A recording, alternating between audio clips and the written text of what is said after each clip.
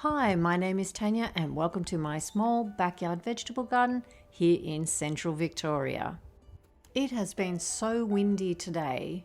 I'm so glad that I had put in taller stakes for the top heavy broccoli and Brussels sprouts.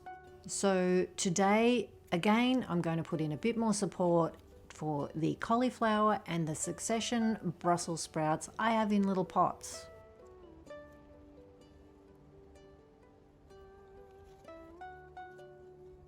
All of the purple cauliflower has just settled in and growing really well, and I'd be really disappointed if I didn't go to this just a little bit of extra effort and put in some supports for their top heavy leaves.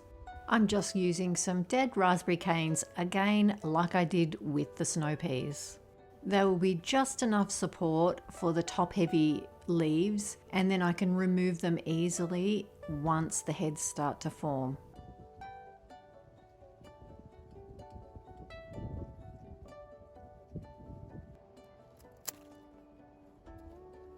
This is the highest point of my back garden, so I get a lot of wind coming up from the south.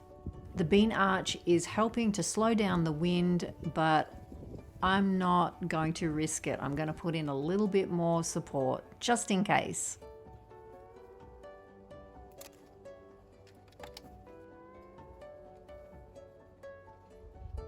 It has cost me nothing but a little bit of time.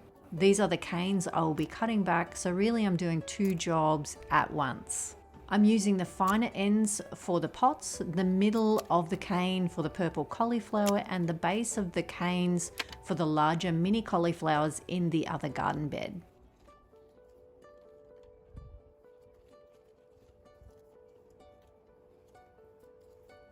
They're just so pretty.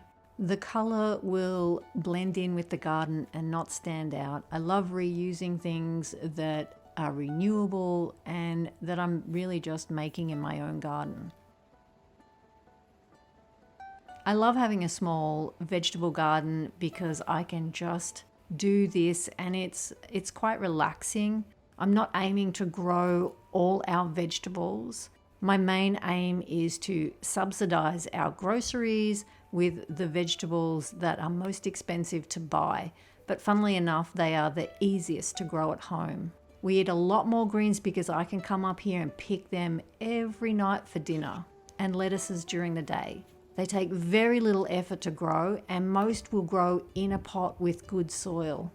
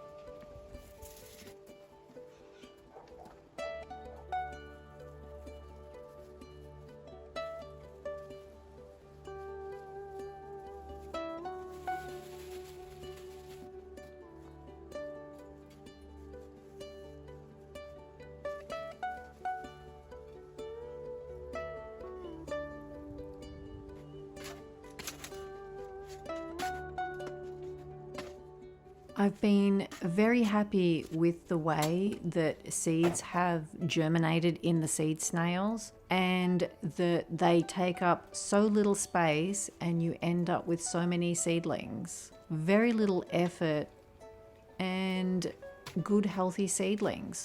The rainbow chard that I have already planted out is going really well. It is growing so strong and healthy. And the peas that I also planted out are really kicking on as well. I have one lot of peas and the broad beans that are just here that I need to get in the ground, and that will be in the next video. I'm going to sort out that arch with hopefully this rainbow chard can go in. It might be a little small, but I'm hopefully going to make it work. And I can get both sides of the arch all planted out with lots of greens, rainbow chard, and lots of peas, and of course the broad beans. But of course I'm going to sow more rainbow chard because I'm after one of those with the dark leaves. I used to have one before I had to pull out all my rainbow chard to put the garden beds in, and it was a fairly old plant and it had a really big sort of base on it, and it was nothing that I could transplant into the garden bed. As it was, I dug up the smaller rainbow chard. It got shifted so many times, I think 4 times, and it is the rainbow chard that is growing in the mesh tunnel. So you can move it, and I have moved many plants so many times, and they kick on so easily. What I did notice is that the rainbow chard that I did plant in the raised bed, it has grown so much, and I had one little clump of seedlings that I put in the arch which went into the ground, and they have been a lot slower to get going. So I think everything growing in the garden beds just has that heat in the soil from all the hot summertime days.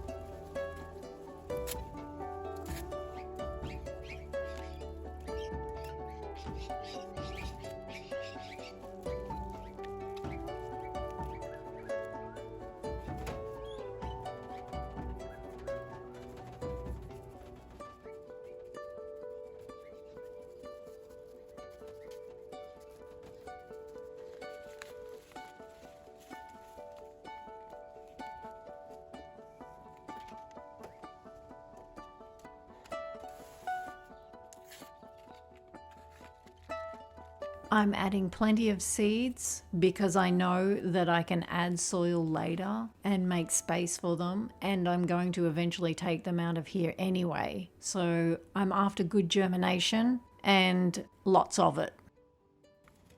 All of these seeds that I'm sowing, I would not break up into individual plants anyway.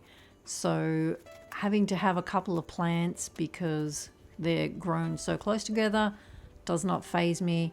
The rainbow chard, I often have clumps of them and they just sort of jostle for space. And I think most of these will cope fine.